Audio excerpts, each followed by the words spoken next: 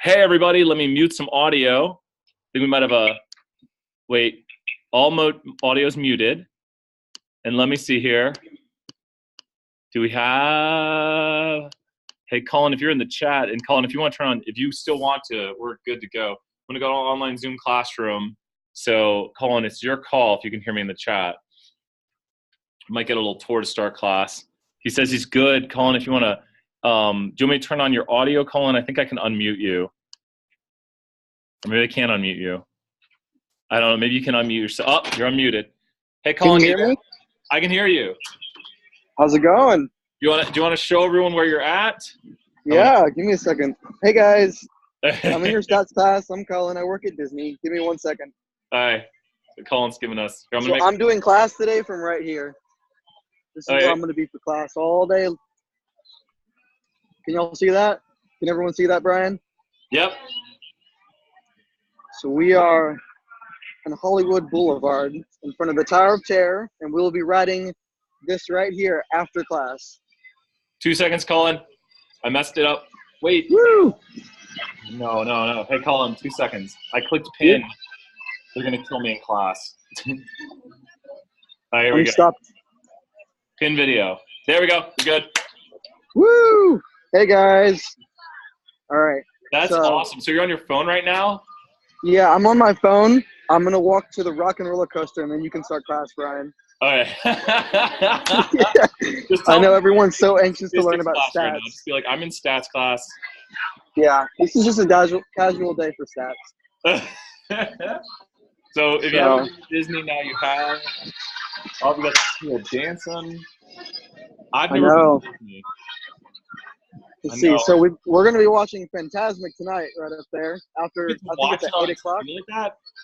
Well, it's a big fireworks show where they bring out Mickey Mouse and stuff, and they show, all his Fantasmic powers and whatnot. But so here's the tower.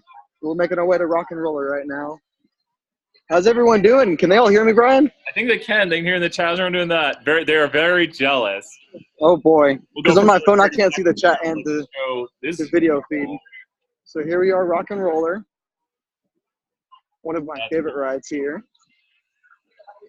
And then I won't go in there too far because I know everyone wants to start class. So, but there's Rock and Roller. And we'll head back to a little park bench that I was sitting at. Awesome, Colin. I'll take you off the main. Thank you so much, Colin. Thanks, Brian. Well, thank you. No, it's cool. Colin's doing an internship in Disney right now. I'm going to put myself back to main cam right here. And I'm going to use, so we might have, I'm going to go to, thank you. I think, wow, Colin did everything. So thank you guys very much. It was kind of cool. So definitely check out the Disney internship program. And I really like that, especially with this online class, that we're able to have someone take it all the way over in Disney. So if you look at what we're doing, I just think I never thought, you ever think you could take a class while like in Florida at UT? I don't know. I love it. I'm excited by it. So Colin said he just wanted to give us a quick tour of Disney. And I was like, you are more than welcome. Luke wants free admission. So thanks guys. Fun start to class. We always like doing a little fun. And let's hop in here. Let's start talking about, let's go into, I've already got this up. Let's go into our notes. Do we have some notes? We probably got notes on here somewhere. Let's go to downloads and go to, maybe they're not on here. Let's hop into our modules.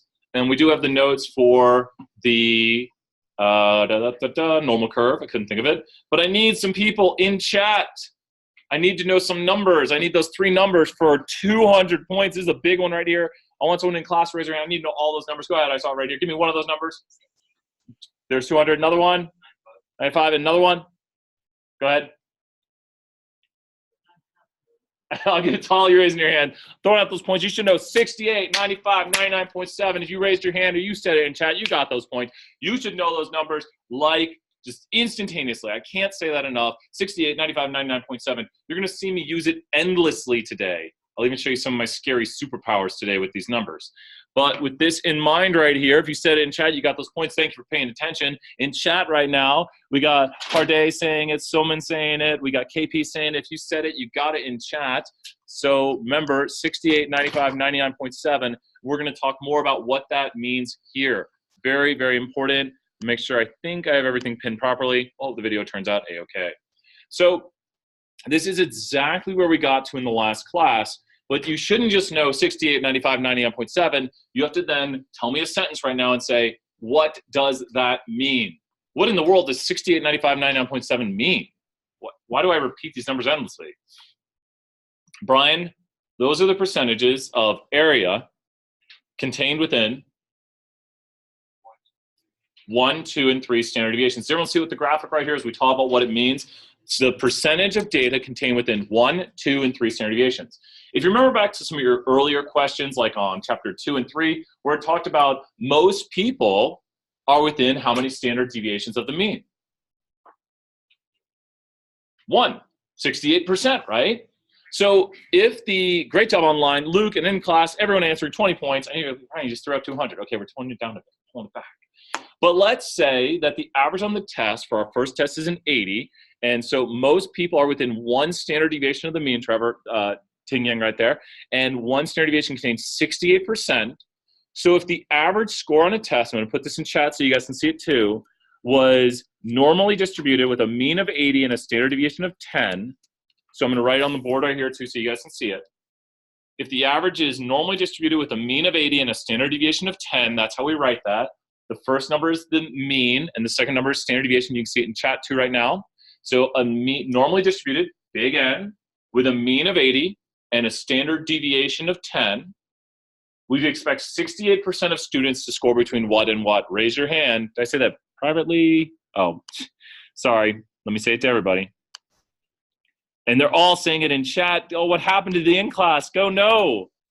Chat is putting you guys to shame. Everyone, 20 points, all those answers in chat. Go ahead. You guys are so nice for raising your hand. 70 to 90, right?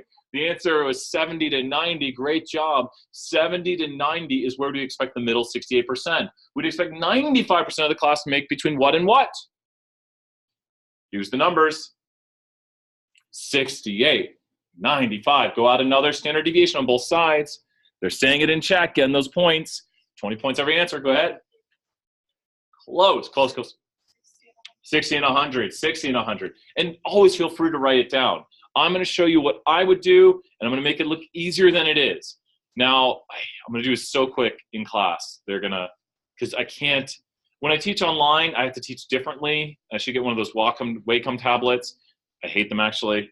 I'm horrible. What you have to do on the test is you have to draw your normal curve, put the mean, and put the standard deviations like this. Do you see how I'm writing this on here with this?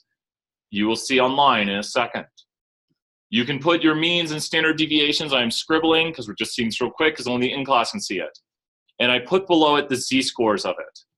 But online is like, what did you do, Brian?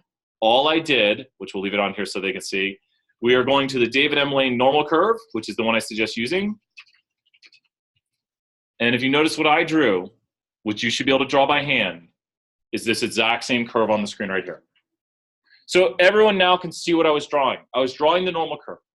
But I didn't put 0 at the center of it. What did I put for our example in class? You remember the numbers we just gave. What do you think I put for the center of my curve? 80. And we can change that right here by just changing this to 80. And then the standard deviation is what? 10. But here's the thing. When you draw this, oh, I'm sorry. No. Can everyone pretend? What am I going to write below 80 if I want to know the z-score for 80? What would I write below 80 for the z-score for 80? 0. What am I going to write below 90? 1. What am I going to write below 100? 2. What am I going to write below 70? What am I going to write below 60? Does everyone see what we're doing? Please, I beg of you, do this. Oh, no, they're saying 4 and 3. No, no. Online, double check. I tricked you guys. I went backwards after that. On 70, it's -1. And on 60, it's -2. And can you see, and JK, thank you, Betty. Betty, 50 points right there. I like the JK, just kidding. So with this 80 right here, it is the mean. How far away is the mean from the mean? Like, tell me mathematically. 0. So what's 0 divided by 10? 0, and that's how we do z-scores, right? How far away is 70 from 80? And what kind of 10? -10. I see some questions online. So if we did -10 divided by 10, what would we get? -1. What's that? The z-score. So what happens, and I see some questions. Let me, I'm going to move. Sorry, I need to, okay, cool. Not relative to the top, but are there any instructions on Canvas to download Jump? If so, where? They are on the Stats 201 YouTube channel. Chelsea gets another 50 points right there. What is the meeting ID or personal link name for this Zoom session? I think it's at the top. I'm going to have to drop it into chat. Here, I'm going to put it into chat. 823. It's also, you can join by, well, I mean, don't give it to anyone outside the class. There's the link in the Canvas to join it.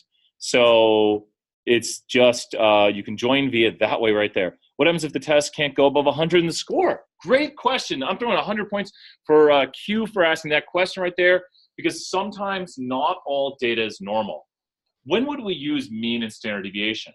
When the data is symmetric, and most of the time we'd want it to be, what does that shape look like?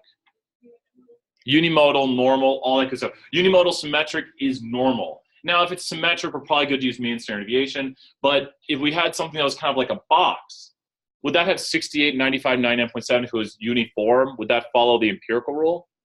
No, it wouldn't, because then it's kind of spread out, right?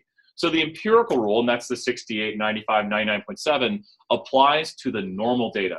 So when we have normal data, we want to use the empirical rule. So that's the key right here. And so now we're going to play a game.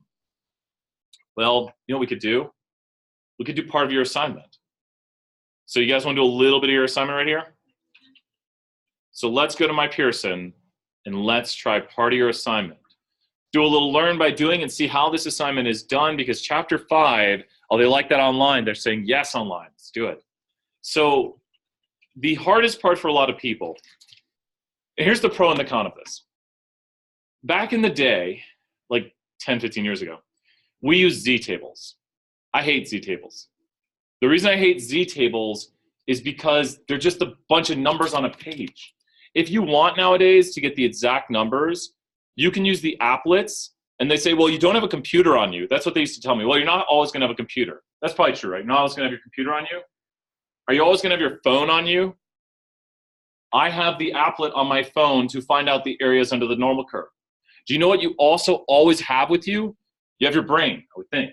So what do we put inside of our brain that can help us figure out areas under the curve? The what rule again? That's 68, 95. What was that called?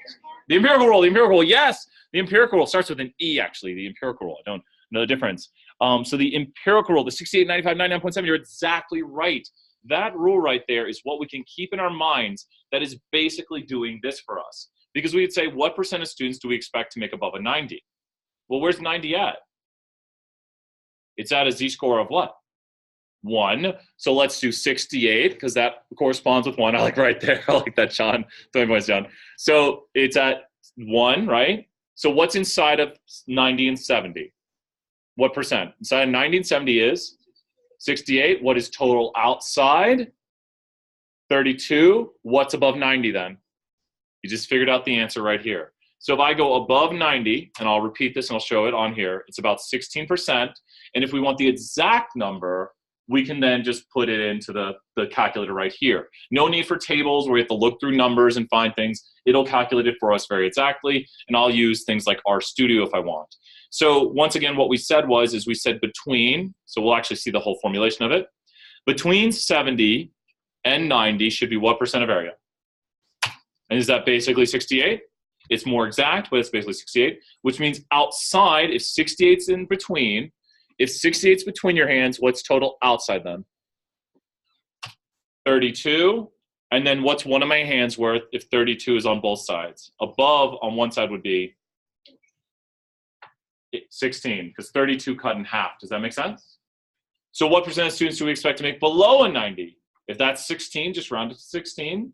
If 16 is above 90, below 90, we'd expect 84. And you see how we can find these numbers? Don't worry about the exact decimals. On the test, we might have you use the empirical rule. If it says, like, use the 68, 95, 99.7 rule, you can do your inside-outside tricks right there. Oftentimes, I start by figuring out what z-score I'm on, and then use the inside-outside tricks to do it. You guys want to do another one? I like this inside-outside. We definitely put these on the test, and they blow people's minds. We're going to do a medium difficulty, then a hard difficulty, and then we're going to do part of the assignment. So this one is a medium difficulty. I'm going to make it too easy. You ready? What percent of students do we expect to make above a 70? 100 points, first person to tell me. John got it. You knew it that quick. Say it again. In class also got it. You are right. 84. 84. Let's see how it works. Let's use our trick. Between 70 and 90 is how much? 68, which means outside of it is what? 32, which means below 70 is how much? Below 70 is 16. Just do your hands tricks, or we say 68 inside, 32 outside, 16's below. So if 16 below, what is above it? Then it would be above is 84. And here's the interesting thing. Isn't that just like the same that's below 90? Because we just did below 90 and it was 84. Can you imagine that whole thing being like flipped and shifted to be the 90? Like if you just flipped the graphic, if you just took this whole graphic right now and did a thing like that, it'd be where 90 is. So the symmetry of the curve plays a lot of roles. We'll ask people, we'll give you this graphic on the test and we'll say, what percent of students made below a 90? Or maybe we'll do something like this. Watch out, here's a tough one we've definitely put on the test. What percent of students made below an 85?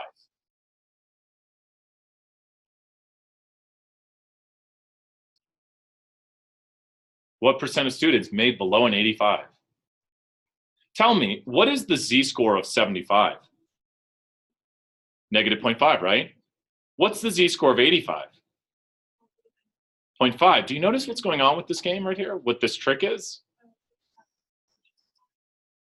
So this is 0.5 right here, right? So what if we went below 85? It would look just like that, and it'd be 69.15%. Do you see that? That's a bit of a trick. I'm definitely throwing the trickier questions. Does that make sense? Because the same amount above negative 0.5, does that make sense? Take this whole graphic and flip it in your head. Does that make sense? If you were to take the whole graphic and flip it in your head, where would this 75 be? It'd be where what? 85 is, and then you'd be shading where? If you flip the whole graphic around, you'd be shading the where? To the left. And then that's what I asked, right?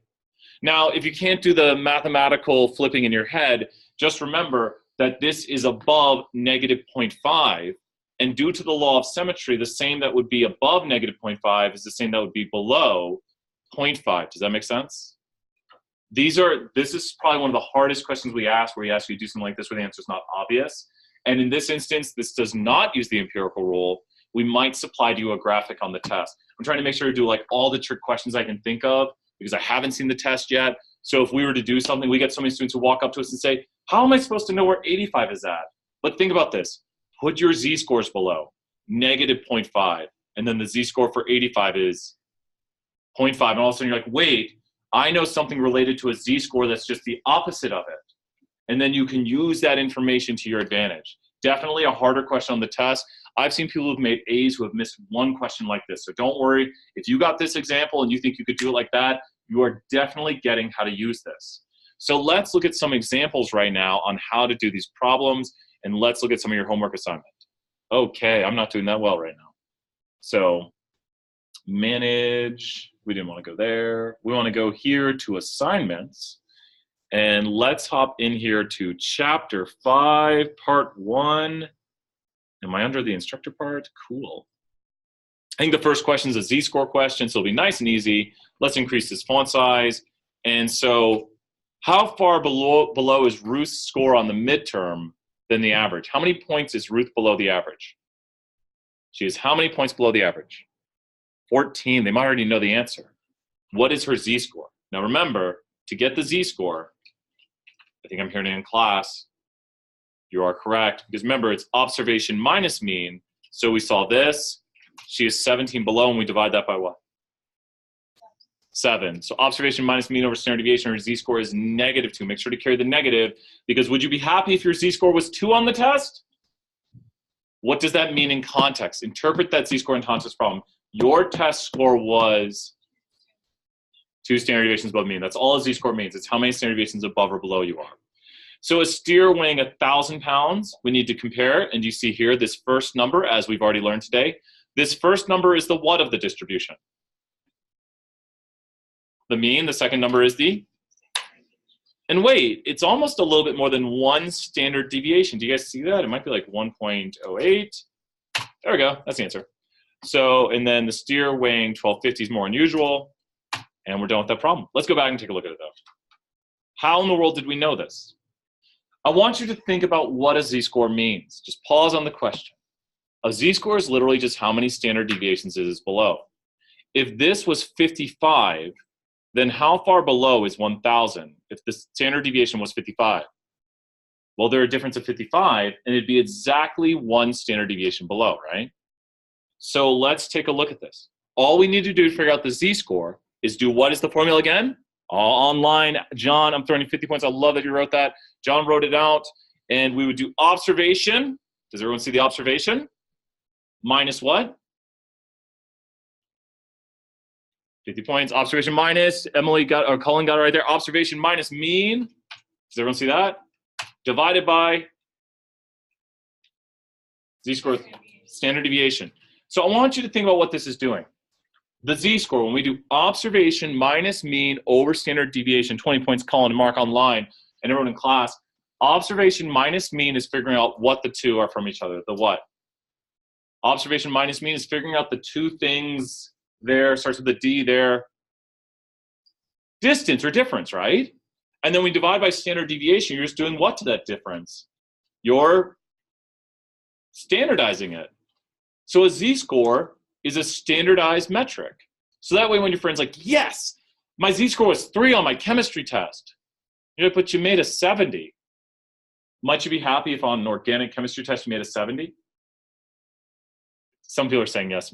How about an 85 on an organic chemistry test? You probably, okay, that sounds good, right?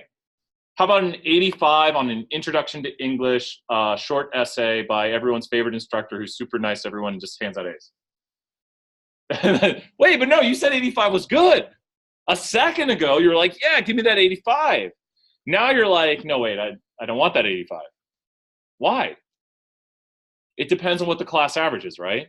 85 for the organic chemistry probably has a z-score like 3 or 4, like you're way above the average. But then for the other class where it's like a fun class, everyone's loving it, it's not too serious. Not that English is not serious, but it's not like you're like, oh my gosh, I had to write this English paper and it destroyed my life. I mean, you might have to take time and write it, but usually people say that about organic chemistry tests. I hear that more often than an English paper for an intro course. Like imagine it's what is it called, first year studies? Like if you got an 80 on a paper in a first year study class, how would you feel? What if you took a senior level mathematics course and you got an 80 on that test? Probably feel pretty good, right? Because we know in our minds that we're standardizing these differences. We are taking these differences and saying, well, how do we compare? That's what we do. So we always need to take what we observe, like that 80 we got on that organic chem test, and say the class average was a 50 with a standard deviation of 6. I'm awesome. I was 5 standard deviations above the mean. But then we go back to the other class and we say, I got an 80. The class average was 105. And so the standard deviation was 5. Oh God, I'm 5 standard deviations below the mean. So we can compare ourselves to say, how do we compare to everyone else? So we do observation minus mean to find out the what of the two values, how far they are different from each other. So that's just the difference, right? And then what do we do with that difference? We what it. Standardize it right there. I love that. For 50 points, we standardize that difference and we turn it into a z-score. A z-score is a standardized difference. So if your friend said to you, yes, my z-score was 6 on that test, would you be like, oh, that's awesome? You'd know instantaneously what? Their score? 6 above. Your friend says to you, I just started my job and my salary is a z-score of 4. What's that mean? Your friends and you talk kind of weird, but what's that mean? There are 4 standard deviations above the mean for whatever the company is. They're very happy. Oh man, my z-score is a -3. You could figure that out. Imagine the average starting salary is $50,000 a year. We'll just put that in there. And the standard deviation is $5,000. What's your friend's starting salary? So I'll put this in the chat so people can see. The two numbers are 50,000 and 5,000. We're just putting out a ton of questions today. So what is your friend's starting salary if he has a z-score of -3 at this company? So, and Chelsea got it for 50 points right there. Go ahead.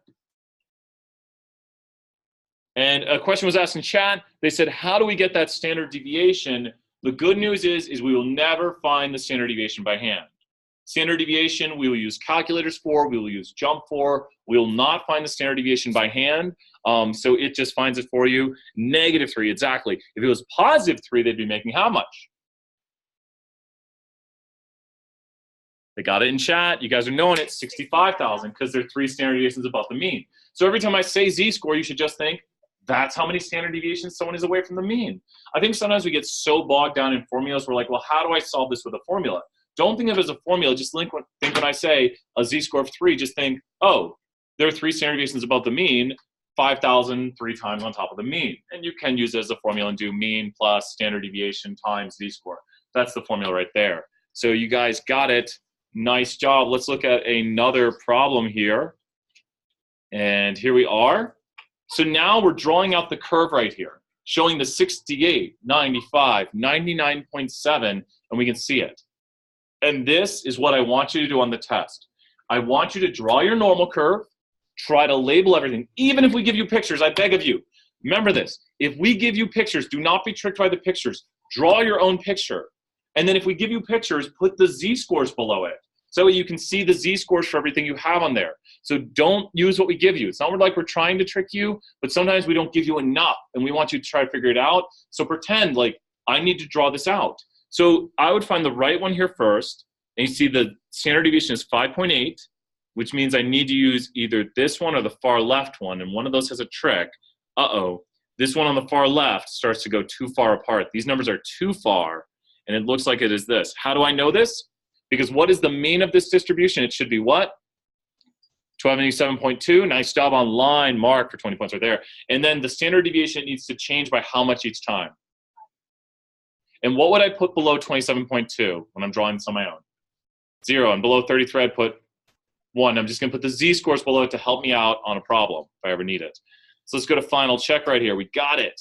This is going to use the empirical rule. And the central 68% of trees are going to be between what z-scores?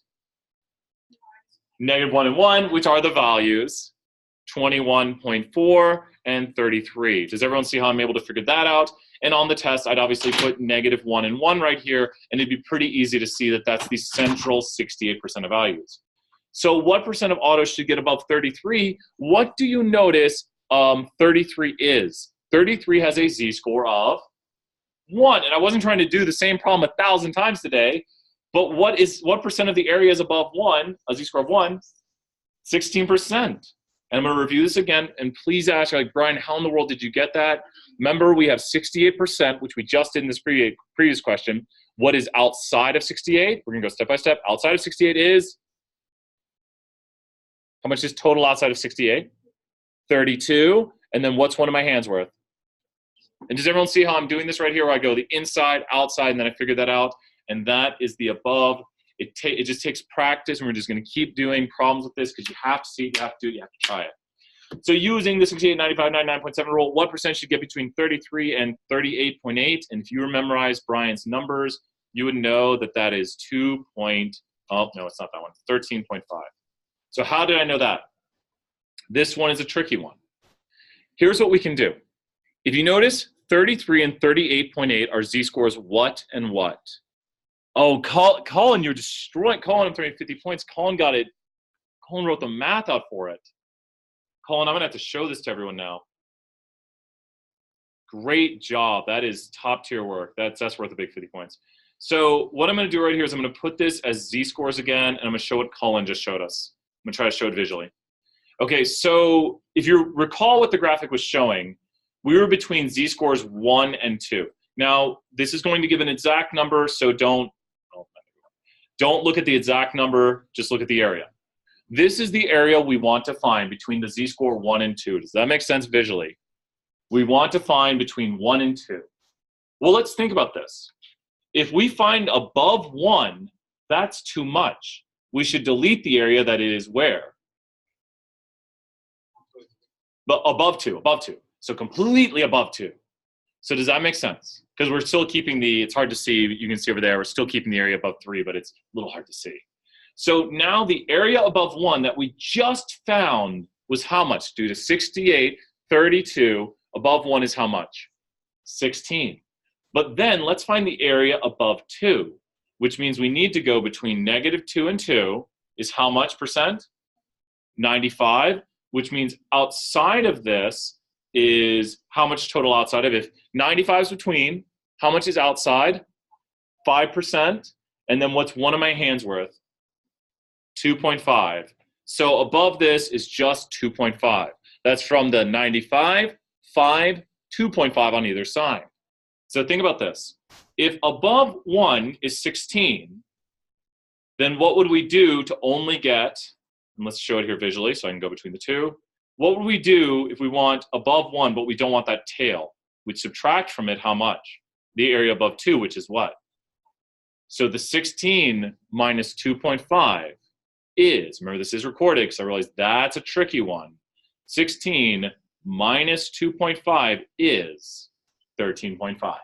If you remember last time, I kind of rattled them all off because I know them in my head, but that's how we would find it on the test. If you don't memorize them, which you don't need to, you do have to memorize 68, 95, 99.7 because you can't find the rest of the numbers. But we used it to find it. The 16, great question. The 16 comes from 68 between and then 32 on the outside and 16 on either side. Good job. Thank you. Thank you guys for all the answers in the chat. 20 points, everyone answering that question. I love it when you guys help each other out. So the gas of the best 2.5% of cars, and guess what? We've already figured this out. Would you guys like this last question on the test where it says the best 2.5% of cars get a certain gas mileage? Because when you hear 2.5, which is a problem we just solved, you think 2.5, you think a z-score of what? When you hear, I see it in chat, Chelsea said it for 20 points right there. When you hear 2.5, you think a z-score of 2. 20 points, everyone's saying class 2. Because remember, 95, what's outside of 95? 5, and what's on either side? 2.5. So where's the best 2.5? It's where the z-score of where is? 2. So if we go back up to here and look at the graphic, we go 0, 1, and 2, and the best 2.5 would start where? 38.8. So we go down here, that get more than 38.8, and that's the answer right there. It's a little tricky, right? But when you hear the numbers enough and you know them, you can get them every time. But I beg of you this, you must remember 68, 95, 99.7. You have to know those numbers in your head because without them, you can't get the rest of the numbers. And what do we see again here? 68, 95, 99.7. So let's go ahead and take a look. It looks like the first one has an improper just number right here. 99.7 is not. And 68, 95, 99.7. And then what do you see the difference between these? The means.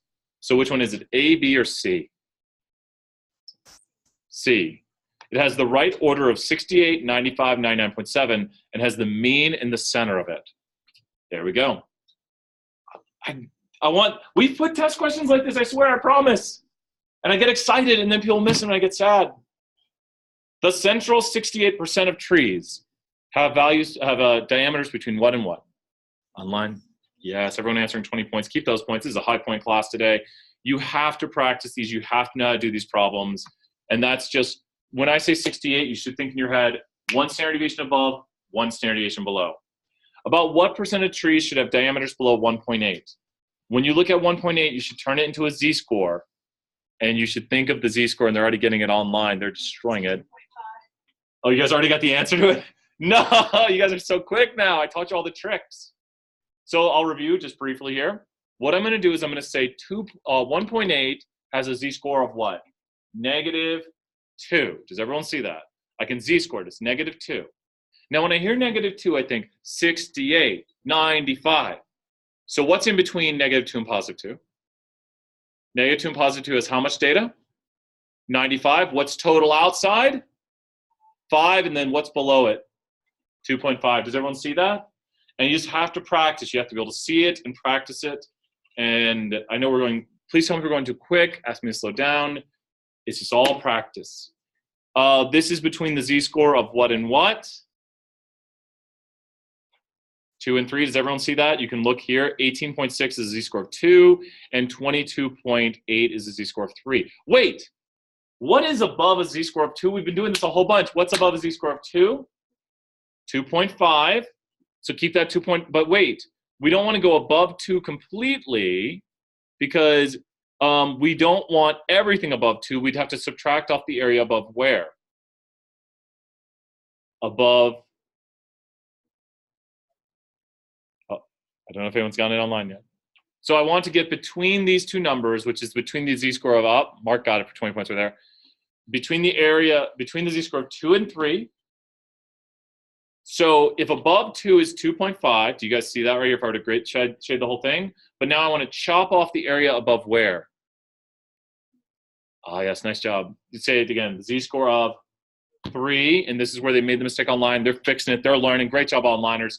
So now we need to chop off the area above 3, and everyone does this too quick. This is the common mistake on the test. What is between -3 and 3? 99.7. What's total outside? 0.3. Then what's one of my hands worth? 0.15. So above here is 0.15. So the answer would be 2.5 minus 0.15. Does that make sense? So great job online seeing it now. So the answer is 2. And that's the answer right there. We'll do this last one right here. But remember, and I'll show it visually. I'm going to show this one visually. Remember, this is all recorded if you want to see the visualization of this. What we had to do first is we figured out the area between, I'm going to go step by step, the area between -2 and 2. Then we did the outside, which is, I'll repeat, 95. Outside is 5. And then what is above 2? 2.5. Sorry, I went below. Above 2 is 2.5, and I didn't click it.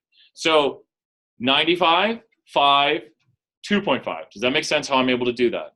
Is everyone, please say you're stuck if you're stuck. That's where we should know how we got that 2.5. Now we're going to do the same process. I'm going to just change these all to 3s. Didn't need that one, but sure, why not? So now we're doing the same thing with the empirical rule, but with the 3s. Because we're going to go between, and we have how much between? 99.7. How much outside? 0.3. And then above would just be only 0.15. So we only want between 2 and 3. So we have to then take off. We have to go 2.5 minus 0.15, that little sliver right there.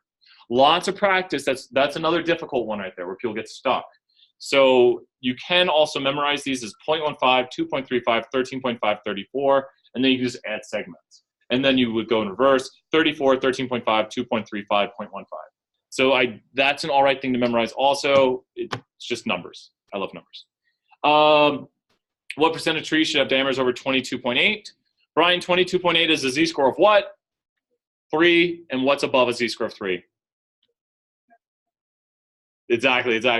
So, and then they're saying it online too. Great job online. Remember, this is where we did 99.7, and then we go outside 0.3, and then above is 0.15 because we cut it in half. So you guys are getting it, and I don't know if I've ever had a class just destroy these questions as well as you guys did. I just throw another 20 points to everyone in class or online. Just mark that down. I don't know if that was too easy or what, but that was, I'm not just being like, oh, you guys best class ever. Really, that was, you guys were like all answering it and understanding it, and I'm very proud of you guys. I know you guys are on fire. That was ridiculous. I'm like, I'll try to stump you guys. Oh, yeah, you guys want, oh, you think it's so good? Well, let's say I do it this one. Where this one, we have to use the tables, and let's say I do now. So I want to point out the key difference between this assignment and the last one is this assignment here is using the applets. You can download it on your phone. Can't use that on the test. So we want you to know how to use technology because you will use technology in later classes or stuff like that. We can't really have you use it on the test. You can use the TI calculators, which can also do stuff like this. We don't really teach that because we don't expect everyone to have a TI calculator. We don't want to require you because a lot of times you just buy a TI calculator for the class and then you leave college and you're like, oh, I have this TI calculator. Who wants to buy it? So we want to teach you things you will use. And what you will use is if you do have to standardize stuff, you guys know where I'm going with this. If you do have to standardize something, you will use a program like RStudio or Jump, or you'll just go to an online applet, and you can easily find out these answers right here. So I like it. Colin, another 20 to Colin right there. So let's hop in here to R for a half second, just see how Brian would do this. If Brian had values that he wanted, like let's just take scores on a test. These are your guys' scores on a test. We'll put in some nicer scores. And all I need to do to take these scores is I can just run scale right here and do values. And guess what? There's the z-score for everybody. It also gives me the mean and standard deviation like that. That's why we don't ask you to find standard deviation. We're not like find it by hand. No, no one's going to do that. Tell me about this person who made a 70 right here. Their z-score is right here. They were 1.711 standard deviations below the mean. Does that make sense? So also, we could use this information right here, and let's just take these values, and we'll just call this normal data. And we could do a lot of fun with this. I'm gonna do one last thing with this, just for fun today, have some fun. And so this is our normal data right here, and I'm gonna take these two values, and what we're gonna do is we're gonna generate random normal numbers. So I'm gonna generate random normal numbers, and I'm gonna generate 100 of them. I think that should do it. So here's 100 random scores of what students would get given that distribution. So now I could simulate, using the information I have from my students, I could ask, what are other values we would receive? Now the standard deviation is a little high. People are getting crazy scores, getting over 100, 106, look at that. You could take this, and as I did last time, just turn this into a histogram. But the question is, why does this all matter, and how do we use this? Well, a lot of times, especially with simulation, which is something we'll get to later in the class, we can actually just model this, and we can say, is this a fair test? How would we expect students to score if I were to give this to, let's say, a class of 300 students from my sample? If the scores are normally distributed, this is the distribution of scores I would expect to see. Now, it seems possible that the scores go over 100. I could add in here and add in more values to this, and it would probably decrease the standard deviation. I'm going to make the standard deviation go down a good bit. Who knows what I'm going to do? Let's find out. So now the new standard deviation for this is as follows. Oh, I decreased the mean. Well, decrease the standard deviation on this. We'll make it something nice and neat. 5 and 85. What do you expect my graph to go between when I simulate data with 5 and 85 as the mean and standard deviation? Where do you expect 99.7% of the data to be between? With 85 and 5. You'd expect pretty much all the observation. He's a cheater, I like that. How'd you get 106? So 80 and 90 is where what percent of the observations would be? 68. Then 75 and 95 is where 95% would be. And then 3 standard deviations would be between 70 and 100. And hopefully we'll see something close to that. And look, I'm not making this happen. That's the way the data goes. All the data is pretty much contained between that. We could also do a summary of this right here real quick. And let's just take and run a summary on this data right here and take a look at it. And you will see that it basically is 70 to 100. It won't always be that. It's different numbers each time. Oh, 70 to 100. Because pretty much everybody is going to be contained. Now, what percent of people will score outside of 3 standard deviations? 0.3. So does it mean, is it possible for someone to get over 100? Yeah, but it's a pretty rare occurrence. It's about 3 in 1,000. Is it possible for someone to make less than a 70? And also for someone to make more than 100? We had someone this time who made less than a 70 and someone made more than 100. But I can tell you pretty certainly that pretty much most of the data is contained between 93 standard deviations. And you can see that in my graphic right here. And so we can model stuff. We can figure out if there's too much variation in our test and everything going on. So let's look at this data here and see how we would do it in this class. Once again, we don't use R, but you're welcome to. Let's take our data and go over to JUMP. And let's grab JUMP, because that's what we use in this class. We always take a peek at R and take a peek at what could be. I don't know if I scare people or if people, I know Colin and I like it. Colin and I like, yes, we're going to drop this into here.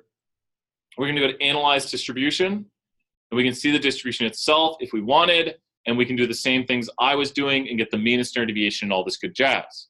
So now we're over using JUMP. So let's look at this question asked, because it's actually simpler than making it out to be. But does everyone understand what's going on with this data? Does the data look really normal though? No, it's got a lot of what's? Outliers. So I don't know if this is the right idea. We'll find out in a moment. Okay, this value right here, it says the mean is this and the standard deviation is this. Now don't think too hard on this question, because guess what? What do you think this value is? It has a z-score of exactly 1. So do you see how it's exactly 1 standard deviation? Wait, if it's 1 standard deviation above 68, what's outside of it? And then what's above? 16%. Oh, does it want the exact? Dang you. Oh, does it say below? Sorry, it said below. So it's saying below, and it says round to the nearest integer, 84. Sorry, below. If 16 is above, what's below? 84. Sorry, I went too quick there. I got one wrong. I get my one wrong a day. So what are the actual percentage of times? There are 53 times. And let's count the above. I know we're doing below. So we see right here, 106.7 would be right here. 1, 2, 3, 4, 5 are above. And if 5 are above, how many are below? If 5 are above, then 48. Nice job online. 20 points, everyone answered that question. You guys are just, please keep this participation up. It really helps. I think you guys learn because you're following along. And so we see 90.5%. Ooh, 90.6 rounded. That's not too similar. And this question always goes one way. And I think it's that the normal model is not appropriate. So this question, this is a helper for this question. If the normal model is appropriate, the percentages would be very close. And I think they want you to get something a lot closer to 84, like you should get like 85% or 83% or maybe 82, maybe 86. So we're going to say no, these percentages do not agree because the normal model is, no, these do not agree because the normal model is not appropriate. And we'll cross our fingers and we're right. So if it, whoa, this is a new addition to it. And we actually did it. We can see it right here. Remember our little outliers at the end of it? I'm glad I graphed it. There we go. Sorry that they add things to questions every once in a while, and that's a new addition. So that is what it looks like, because if it looks like this right here, do you think we could use the normal model? Yep, that'd be the one where we would use the normal model. We'll talk about this just a little bit later, but we need to make sure when we use the normal model, we're doing it on normal data. And that's a really great addition to the question. What can be seen from the histogram? Oh, we did it. It's what? Skewed to the right, whatever way the tail goes. Skewed to the right, skewed to the left, skewed to the high, skewed to the low, whatever way the tail goes. It didn't trick me with more. Here's the football question. So this is my great job online in class. Well, what do you think we're going to do with this one? Does this look like normal model stuff? Speaking of football, we got the Super Bowl. Couldn't think what that was called a second ago. Let's see if this works with the data. It says the mean is 476 and a standard deviation of 336. So what percent of receivers would you expect to get fewer than 2 standard deviations below the mean? Wait, 68, 95. And then what do we do for the below -2? 2.5, because 5 on the outside, 2.5, right? So once again, this is an empirical rule question right here. And we would say this, according to the empirical rule. Because 2 standard deviations below the mean is a z-score of -2. And we go between -2 and +2, 95. Go outside, get 5%, and below is 2.5, below -2. Well, think about this. Let's just round these numbers. Let's call this 500, let's call this 300. If this is 500 right here, then what is 300, 2 standard deviations below the mean? And it's not going to be exact, but just think about it. If this is 500 and this is 300, what would be 2 standard deviations below the mean? They're saying it online. Chelsea, another 20 points. Negative. If this was 500 and this was 300, it'd be -196 exactly. And that sounds a lot like -100, right? Does that make sense? Do you think you'd stay in the NFL if you got -196 yards receiving? That means it means you can't even do, it's not like you catch the ball on your 1 yard line and run backwards. You'd have to be like multiple times running backwards. It'd be insane. I think you'd be gone after you like lost yards like 3 or 4 times. They're like, nope, no, you ran into the bleachers. They didn't literally got a leg right there. So that is not the normal model being appropriate. Why is it not appropriate? Correct. It is not normal data, and this data is exactly strongly skewed to the right. Highly, highly inappropriate. Nice job online. Woo! Now we get to these fun questions. This is my favorite thing right here. Oh, they gave us such a nice one. Now you must use the applets for these. This is where you need to use applets, and you need to know how to draw these. So I would try drawing it out first. Draw your normal curve. Try it on a sheet of paper. Try this right now. I'm gonna walk around the classroom. I want you to try it online, especially pause the video if you're doing this. And I want you to draw the normal curve, put your center of 0, go out 3 standard deviations on both sides, and then I want you to shade above what? I want you to shade z-scores above where? Above 1.95. I'm going to walk around. We're going to take a 30-second thing here. Try drawing this. You might even see one that looks like it there. I'll be right back. So let's see who's getting it. Draw your normal curve. Put your z-scores. Yep, and then shade above 1.95. So go ahead and go to where 1.95 would be. Yep. And then draw a line. We'll draw a line right here. And then shade above. Yep. Good job. Oh, wait. So 1.95 should be on this side. So you want to go 1, 2. Yeah. Oh, that'd be cool if you guys start looking like that. So here.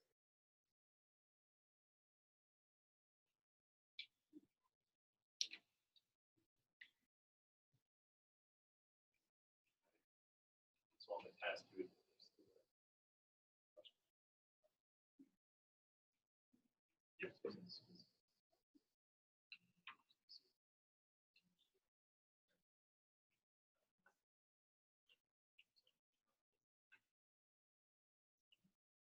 question here. Yep, you got it. And so, perfect. And then what I would also do, so it's 8, 0, 1, I know they didn't do the numbers, right? I just realized that. So good job on people. Everyone should see definitely the answer. No, I didn't mean to abandon you guys. Sorry, Wes. Mom's asleep doing this. So with this in mind, what answer are we looking for here? So what you should have done, I'll try to show it online. What you should do is you should draw out your normal curve like this, right? And we actually basically have the answer here, not just by random. What you should have got is a drawing that looked a lot like this. And good thing we can't see the answer on the screen because I love guessing these. So what you should do is draw a normal curve, draw your numbers below it, right? And maybe the question gave you context. It said like, the average score on the test was an 80 with a standard deviation of 10. I keep using examples like that so you can just think about the same thing. Because now at the center of this, you would put what? 80. And then you'd go up by and down by 10ths, right? But you should also still put your z-scores because those can help with the empirical rule. I just put them on top of each other.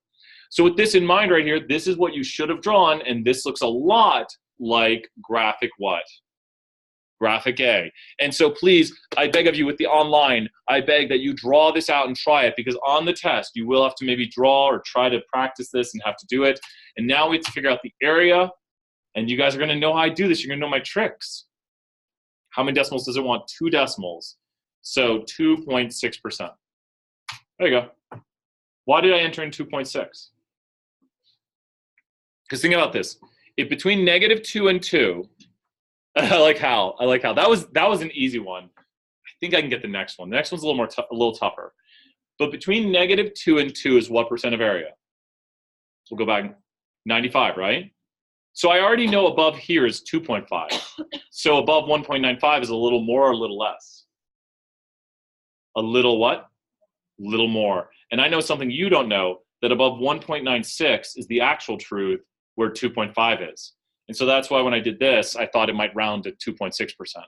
Because the exact 1.96, has anyone ever heard that number with z-scores or statistics? 1.96 is a 95% confidence interval. So I knew that one in my head, which you guys don't know. We just round it to 2 basically. It's basically 2. You don't need to know 1.96. We won't have you do that. But we'll do the next one right here and we'll see this process again. So once again, we are going to do the area below 0.8. So I know it seems crazy, but try drawing one out again. I'm going to talk through this up here and ask questions online if you got it. But we want the area below 0.8. Is 0.8 above or below 0? Above. So we should only look at graphics what and what with knowing that 0.8 is above. We should only be looking at graphics what and what. Well, we want below, so it needs to have what side shading? Left side shading. And I think you're right. I think you're trying to say that 0.8 is on the right of the curve, right? So 0.8 needs to be on the right of the curve. So this one's wrong because it's on the left of the curve. This one's wrong because it's on the left. And then this is on the right, but we want it to be shaded to the left, which means the answer is D. Now, when we think about this, which maybe you're not the best. Maybe you don't know the things the way I know them, and I'm going to have a hard time guessing this one. I get 2 free guesses, and then the third one you don't get the free guess on. I do know some numbers you don't know, though. But you should know, and this is something we should be able to do for our test, that below 0 is how much? Below a z-score of 0 is how much percent of the area? And this has been on the test, 50%, because that's the middle, right? Below 1 is how much? We've been doing that a lot today. You're thinking outside of -1, +1. So below 1. Ooh, I tricked you guys. I'm going to throw up 50 points for Sydney. Question, go ahead, in class, who's got it? Below 1 is, I'll show it visually here. So I'm going to show it visually. This is tricky. I understand it gets like we're just throwing out a bunch of numbers.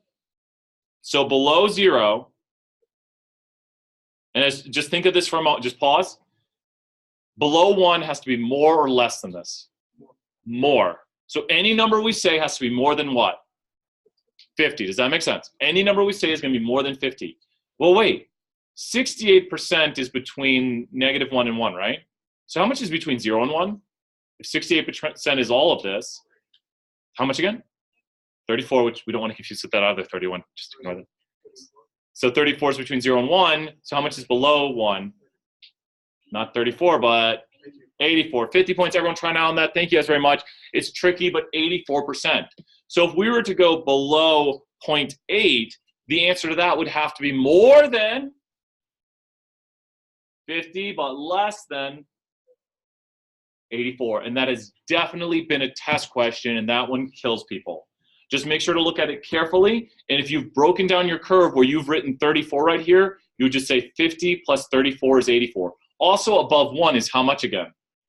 Above 1 is 16. So below 1 is 84. It's just practice, practice, practice.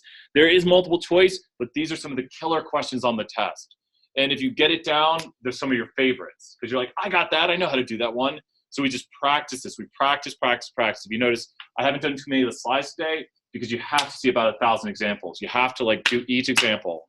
And we might finish some slides today, or we might do them a little more next time. But I want you to see a billion examples. Okay, Brian gets his fun right here where he gets to guess the answer. Woo, okay. Oh, this is a tough one. This is not fair. So, okay. Nope. Can I get one more guess? So it's 84. I went too high. I know it. Okay. So I know a number you don't know, and I'll explain what number I know.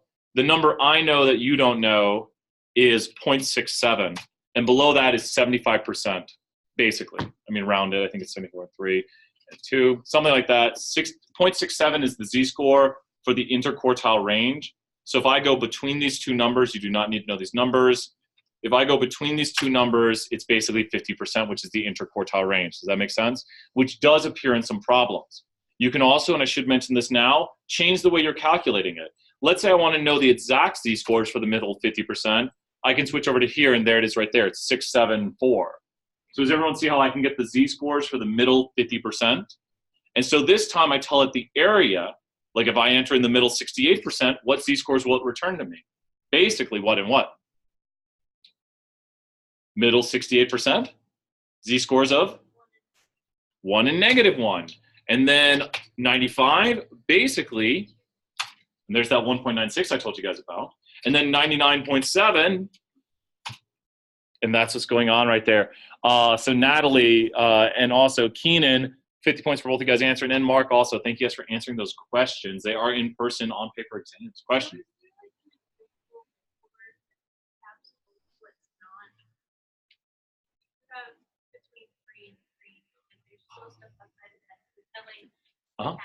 So actually, well, think about this. You're exactly right. Is there an invisible 4? The answer is this curve goes out to infinity. It never ends. Because could someone theoretically make a 200 on a test? I know tests have constraints, but is that just a number you could give? Yep. So there's, and as we saw with the tall people, Sultan and Yao, they are insane. There's z-scores of 12, which means you can actually look at it. I'm going to show you one of my favorite articles here because you guys can tell how excited I get about this stuff. If we go to Empirical Rule, Wikipedia, which is how we should teach the whole class, you can see how the empirical rule works. It shows on here 68, 95, 99.7. I don't like that they did that. And you can see what percent of values are contained within. See how this is 68 within 1, 95 within 2, and there's more decimals, 95.45 or 449. And then there's where I put in 99.73, and then 99.99 is between 4 and -4, and then 5 is 99.999999. And you see, you can always have things that are outside. They're just less and less likely. So the curve, as you can see, gets really tight down towards it. It gets very flat on the edges. And so right here, you can see it in our examples and online, that there's very few observations that are outside of -3 and +3. What percent of observations would be outside of -3 and +3? Only point. Outside of -3 and +3 is only point on either side. Total 0.3, exactly. And so that's what we're doing right here. And we can answer this question. Let me actually answer this question. This question right here, if we go back, we want below 0.8. And how close was I? Oh, I need to go to below. And the answer is 78.81. I was close, but not nearly close enough. It's very hard near the center of the curve to get the numbers because the areas changed so dramatically. If it puts me out towards the edges, which now it's put me in the center again, if you know it says between two values, which of these graphics, A, B, C, or D, looks like a between? B. So that's between two values. This is a ridiculous one right here because that's so not cool. It's going to be something like, it's not, so there's 34% in there, but that's the lesser portion of it. Oh, it's -0.5. Oh my gosh. So that's like, I don't know, something like 48.8. Well, let's take one guess on this one. No. That's a really weird one. That's probably one of the hardest ones I've seen. These are not test questions. Just shows you how to use the applet right here. And what I want to do is make my picture look just like that picture you saw. So look at my picture, and then look at the picture I have over here. Do you see graphic B? Does that look a lot like what I have? It's the exact same thing. So now that we have the exact same thing, we scroll down, and we see Brian was pretty far off, 57.64. I gloated, and then that's what happens to you. It gives me something that's like, oh, you think you can do this? 57.64. And last but not least, a z-score that is greater in absolute value than 2. Now look what it did for us. And look at our beautiful graphic. What graphic should we get? When we take the absolute value of the z-score, it's greater than 2. Which, what if we did -3? Yes, normal CDF, you are right. And I do have videos on these, Sydney, if you want. See? Because what if we take the absolute value of -3? That would be 3. Is that greater than 2? Yep. So anything down here, when you take the absolute value, would be greater than 2. And anything over here, absolute value of 2.5 is greater than 2. And we love this, because I don't know if the rounding will get us, but what is that according to the empirical rule? I think the rounding will get us unless it's nice. According to the empirical rule, that's 2.5, right? It's probably going to tell us no, because it's not exactly. Do what? Oh my gosh. I'm throwing you 100 points. Are they saying it online? Chelsea, 100 points also. We've been doing so many inside-outside ones. You corrected me. You are correct. We got our second guess right here, and we're going to say 5, and it's probably going to still tell us we're wrong. Still tell us we're wrong because it wants the exact. Now, what we know, and this is the sad, Brian knows that 95.449 is the area. So if that's the area contained between +2 and 2, then outside of it is 1 minus this, and it's 4.55. And let's see this right here, 4.5. This is my redemption. This is my redemption. I thought I hit a comma instead of a period, and I was about to be like, I'm going to fail this one. So you are correct. It was outside total, not above 2. So I did make an error on that. Great job catching it. You correct me. You get good points out of that. And so what we would see here, using the empirical rule, as we would do on the test a lot of times without a picture, is between +2 and -2 is this percent of area. And you see how Brian knew 95.449? It rounds it here. So then if we wanted to do the outside, we would just do 1 minus that. Does that make sense? And that's what I did on the calculator here when I did 1 minus this and found out this right here. Of course, we can use this applet right here and do the outside and see the exact same answer, 4.55. Is this kind of making sense to everybody? Yes. We're going to do a few more types of questions here because we basically have covered everything. Is this the one that asks for? Yes. Love it. With this, we've almost covered everything. So we have a normal model here. On the test you're given this, what do you start drawing? I want you to tell me now, you hear this, where you start drawing. You draw yourself a normal curve. What's going to go at the center of it? 1,152 is going to go at the center, and also 0 below it, because you'll put the z-score. And then you'll go up in movements of 81 and down in movements of 81, and you'll put the z-scores. That's the best thing to do, and then start shading your areas. Now here's where people get confused. And let's pretend we drew this out, 1152 and 81. So 1152 and 81. Now let's go right here, and let's just do 100% shaded. Why not? And if we want the top 10%, where would the top 10% be? This could be a test question. Between what values is the top 10% on this curve? Hearing where? Yes, I think Chelsea got it for another 20 points. Chelsea says between 1 and 2 standard deviations. Because think, above 1 is 16%. Above 2 is how much? 2.5. So this is the top 2.5, this is the top 16, and the top 10% would be right around here. So what we could do is we could take a guess. We could say, I love taking guesses, maybe it's about 155. So let's go right here and say, let me see here, 1255 I think it'd be. We take a guess, and it doesn't like us. But let's see if we were even close to it.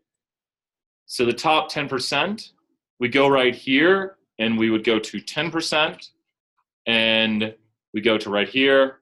Wait, didn't I say 1255? Round to 1 down. Oh, come on. If I had said 1256, would I have liked it? Still not. It wants the decimal, right? 1258. Oh, so I can't guess that one. Well, too bad. Okay, I got 1255. That was close enough, right? And let's make sure it's not going to get mad. I feel very happy with that one. That was my redemption right there. Okay, but does everyone see how I got that right here, and now it likes it, even though I was super close? So right here, we want the lowest 20%. Thanks, Chelsea. We want the lowest 20%. Now, actually, we can think about this theoretically where the lowest 20% would be. Where do you think the lowest 16% would be? Around where? Where's the lowest 16%? Correct, right here, right? So wouldn't the lowest 20% be right around here? Like if I put my cursor right here, and I change this to 20%, and then I do the lowest 20%, remember I was right below it, I said somewhere around here, right? And there's the answer. And then, as we do, we just copy paste.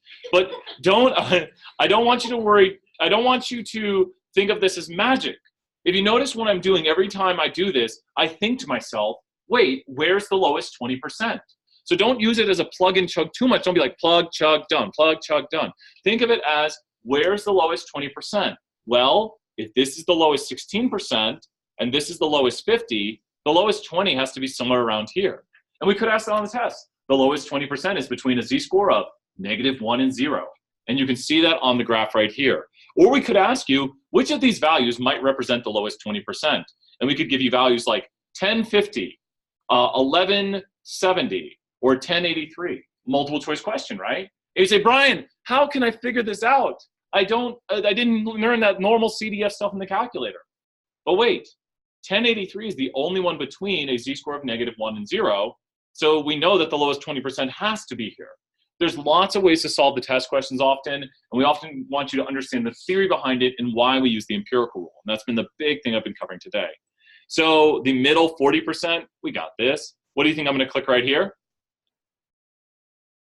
Between, and now we go here to 40, and we get these numbers, and does it want to 1 decimal again? 1009, round to 1 decimal, of course, 1109.6, and then 1194.4. And it looks like it'll like that. Awesome. We've just completed your homework, which is great. Let's talk about one last top 10 class, because we go to 620, right? Good. Last semester when I started this class, God, it feels like yesterday, I went to 625, and someone raised their hand at the end. They're like, I think we only go to 620. And I was like, oh, and I'd already gone to 625. I was like, hey, everyone, wait up. And everyone waited. But you guys are competing with them to be like best #1 class. We're going to do a quick review of this next time, but I want you to know the last thing. Here's the last topic we did not cover, and I want you to know through all of these examples, we talked about things like this. Do you think you could find the lowest 25% on a curve? Where would the lowest 25% be? 0 and -1, right? I like that online right there. Good job, Luke. So because below here is what percent of data? Below -1 is 16%, and below here is 50. So the lowest 25% has to be here. If we asked you on an assignment to get the exact where it is, what would you do? Use some sort of calculator. So you'd go back over to the David M. Lane and use this to find the lowest 25%, which we can instantaneously find. We can do the same exact problem with 98.2 and 1.6. I think that might have been the standard deviation. And we can find the lowest 25% just like that. That's why we oftentimes use these calculators right here and do this. It might have been, it was 0.7, so I made too large of a standard deviation. So if you look at everything we have going on right here, we've been using the David M. Lane and using this. The only thing we did not learn, which I'm just going to mention today, and we'll come back to next class and we'll do a little more normal next class, because this is a big, big chapter that you have to practice. This is like if you went to do a test on derivatives and you hadn't done like a derivative, would you be able to do it?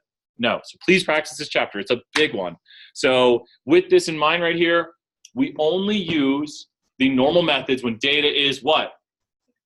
Normal, basically normal, which is symmetric unimodal. So symmetric unimodal data, which looks like this. Now we've been doing this today. What was the first thing we did? Our first method, I'm going to cover all three in the barely time we have left, and believe me, we can do it, and we'll start next class with this too. What is the first method you think we use to see if something's normal? Just what? Histogram. Just graph it. Love it right there for 3 points. Graph it, make a histogram, look at it. Does that histogram on the left look normal? Don't go too crazy. Yeah, it does. And does this histogram on the left look normal right there? No. Well, wait. And we have another graphic right here, something else, called a normal probability plot. Now, normal probability plots are not really like a bivariate display of data. It's something showing us if the data is normal. It's like, is this data normal? Let's use a normal probability plot to see if it is normal. How do you notice it'll look when it's normal? It'll follow a what? A straight line. And when it's not normal, it'll be more more bent. So a normal probability plot, key note to take, as we've just learned method number 2 to see if something is normal. There's only 3 methods. Method 1 was simply what at the histogram? Look at it. That's not the best method, but it works. I mean, you can just be like, oh, the histogram doesn't look normal. Probably not normal. Method 2 is normal probability plot, which means we look to see if the normal probability plot is what or what? Straight or bent. And if it's straight, it's normal, and if it's bent, it's not normal. Last thing we're going to do is the goodness of fit test. Wait, method 1 was to look at what? How does that histogram look? How does that normal probability plot look? Straight, right? So do both look kind of normal? How about this one? Now that normal probability plot looks more bent and the histogram looks more skewed, less normal, right? So we can see that the 2 methods we just learned are being used here. The final method is we look at the goodness of fit test. Method number 3, and we will review this as I'm using my last minute up to tell you guys this. I'm going to go through that last minute, is when you look at the goodness of fit test, what we will do is we will start by assuming the data is normal. Method number 3. Assume the data is normal to begin with. And we say, when the p-value is low, reject the null. When the p-value is high, just let it fly. Do you see this thing here that says HO? That is the null. Someone just tell me what the null says. It says that what? It says the data what? It says the data is from the normal, right? And then it says if the p-value is small, do what to the null? Reject it. Okay, so when the p-value is low, reject, and p-value probably stands for, is it the W value or the prob? Which of those sounds like a p-value, the W or the prob? Prob, that sounds like a probability, like a p-value is a probability. Our results are results from our stream happening by random chance variation if the null is true. Don't worry about that. So the p-value here, if it's low, will reject the null. Below 0.05 is low. One more minute, we got this. Below 0.05 is low. Is this p-value low? Is that below 0.05? No. The p-value is low, don't reject the null. When the p-value is low, reject the null. When the p-value is high, just let it fly, just let it be. So what are you going to do to this null? The null that says the data is normal, you're just going to do what to that? So let it be. So what do you think you conclude with this one? And we put this, it's what? We continue to believe it's normal. We're going to still believe it's normal. Let's look at this one. Histogram looks what-ish? Look at the hole here. Looks skew. Normal probability lot has a little bit of a bend, right? Oh, that's not good. P-value is, oh, it's got a star. P-value is three-letter word. P-value is low, less than 0.05. And we're going to what the null? Reject. So I would say I reject that this data is normal. I have evidence it's not normal. And you have just done the 3 ways to check normality, and we'll start next class with it. Head on out. Good job through the last minute. Ask those questions if you got them. 3 ways to check normality. Look at the histogram, normal probability plot, and p-value for goodness sake. Hey-oh. Sure. We'll take, once we finish down, I'll hop on this computer and we'll take a look. Thank you. You're welcome. I got to 98, but I wasn't sure exactly what I was. Awesome. If it's something really tiny like a rounding, we'll just fix it right up. Thank you. So feel free to send me those rounding errors. When the p-value is high, just let it fly. It means we accept the data to a certain extent. So Mark, I'm going to expand on this just a little bit, and people in class might hear me. So we kind of just mentioned p-values and rejecting. Don't worry, you guys can talk. We're over time, so don't worry. Hypothesis tests work the following way. The null is your beginning assumption. It's what you believe at the start. So you don't really accept the null. We won't really say accept ever, because you will either reject what you believe or you will continue to believe it. So it's not like we're saying, I know this data is normal. We're saying, well, we didn't find any evidence it's not normal. So what are we going to do? We're going to continue to believe it's normal. So that's why we either reject, or sometimes we'll say fail to reject. Have you guys ever heard that fail to reject thing? I like saying reject or do not reject, but do not reject does not mean accept. So when we say I reject the null, we're saying like in this instance, I reject that the data is normal. Where in this instance, we would say, I don't reject that the data is normal, or I fail to reject. Like I didn't find evidence it's not normal. Does that make sense? Good. Say it again. Oh, yeah, I don't know. You were looking at me, so I was talking to say. They asked the question online. Yes, exactly. Mark, perfect. We're going to mention that in a later lecture, because the null for a court case is what in a court case, Mark? Oh, yeah, you guys are great, Colin. So in the null in a court case would be what? What is the null in a court case? And in class might hear it too. Innocent. So in a court case, they would say, if they conclude you're guilty, they'd reject that you're innocent, and they'd say, we have evidence that you're guilty. Now, they could be wrong, right? That's the big thing we'll get into later. But would they ever say, we have concluded that you are innocent? What do they usually say if they say you're innocent in a court case? They don't say innocent. They say what? They don't say innocent.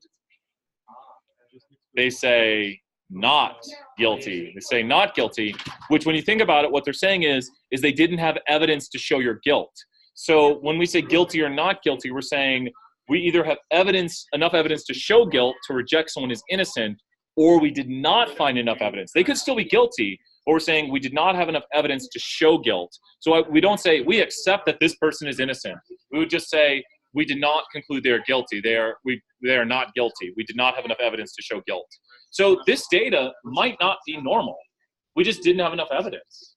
So that's the way. Does that make more sense? Nulls and alternatives are a bit tricky, and that's the way they work. I'm glad. We'll talk about this a lot because it's a confusing thing that definitely trips up people. You're welcome anytime, Mark. So we have a question here, then we'll take a look at that next. Sure. I'm using this one. Oh, yeah, but for this one, Yeah. and you could kind of use it to check your answers, because it's, which one? The number is, was it 19.6, and was it above or below? Above 19.6? 19.6 has a z-score of what? A z-score of 2, and then so 68, 95. What's outside of 95? So do it. 95 is inside of this. Yeah. So what's total outside? Oh, so Because wait. 95 inside. So if I have 95 inside my hands, what's total outside? So like, imagine I'm holding a pie. Go ahead. So I've got 95% of the pie in my hands here. You ready? Yep. What percent of the pie is outside my hands? If 95 is in here, how much is outside? 2. In either hand, correct. So the total would be 5%, right?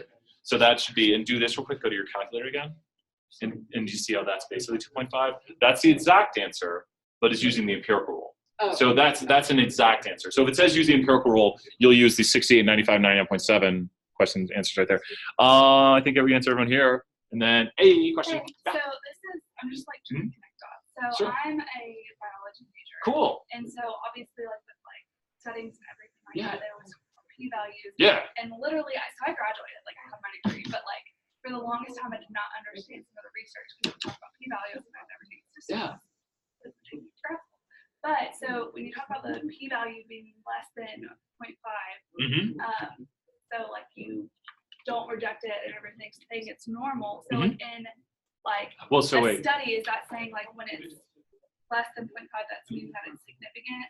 Correct. And so here I'm going to do it in the broad sense now, Okay. because unfortunately this is the first time we mentioned p-values. So when everyone sees p-values here, they're like, oh, it means it's not normal. So what you have to look at is each test. Imagine you're collecting pond samples and you're trying to see algae buildup, and you're trying to see if there's differences between the ponds. So you take 20 samples from each pond from different areas. You go out to vials, and it sounds like maybe a biology thing. Okay, good. Your girlfriend did something similar to this. And so you take these samples and you look at the percent of algae in each sample. So we got kind of a just how many parts per million algae or something like that. And what we would look at here, the null would be that each pond has the same amount of algae. Does that make sense? So what would you expect to see? Let's say 40 parts per million, I'm just making this up, is like an average amount of algae for a pond. Well, you'd expect pond 1 to have what? Around 40, and pond 2 to have around 40, and pond 3 around 40. So the null would be that all ponds pretty much have the same amount of algae. And now think about that. If your data came back 40, 41, 39, you'd be like, it'd be so similar that you'd be like, well, the means for all these ponds are basically identical, and it seems like it's just random. Does that make sense?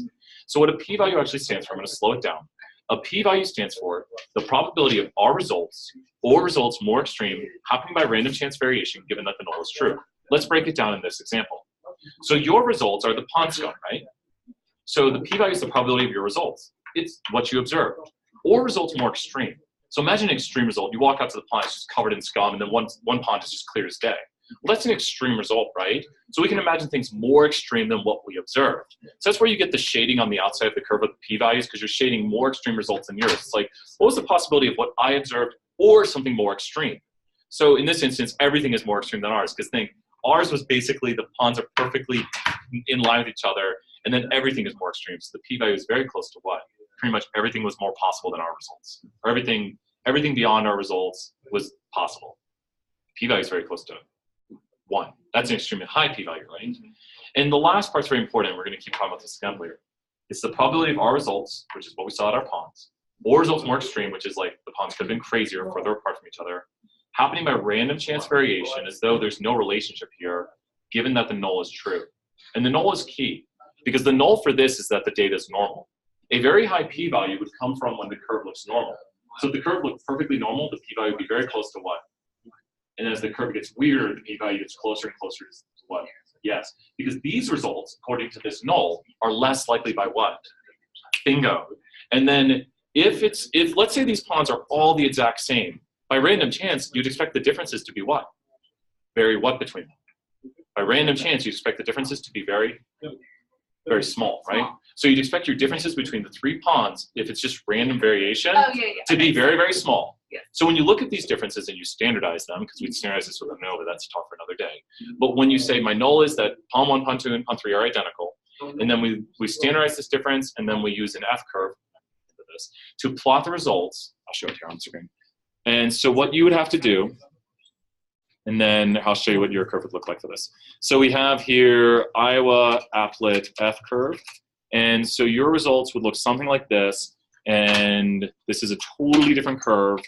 And we'll put in something like this. And it kind of looks like chi-squared, if you've ever seen the chi-squared. And then we'd plot your results. Your standardized results are now 2.8. And there's the results as large as yours, or a result more extreme. And your p-value is this. So the probability of you observing differences in your ponds as big as you observed or more had a probability very close to what percent? The red one. Yeah. 30%, right? Yeah. So does it sound like probable that what you saw between those ponds was just random chance? So remember, our null was, there's no differences between these ponds. And the differences we saw between the ponds are likely by random chance. So would you reject the null? Because remember, the differences you saw are likely by random chance. So you wouldn't, right? But imagine we had the big pond scum results and we had something like this. Oh, I didn't go far enough out. We'll go here to 18. Oh my gosh, gotta love this. There we go. So now we're far off this curve. This curve goes very far out. So now our results were unlikely by random chance. So the differences we saw were larger, And then you can't see the 28 way over there, but the differences we observed were very large and unlikely, great job, and unlikely by random chance. And so this is telling you that the differences you saw between the pawns would only occur if there is no difference between them, around 3.5% of the time just due to random chance, like sampling variation that could occur. So you would do what to the null here? Reject it, and you would say the differences you observe between the pawns are most likely unlikely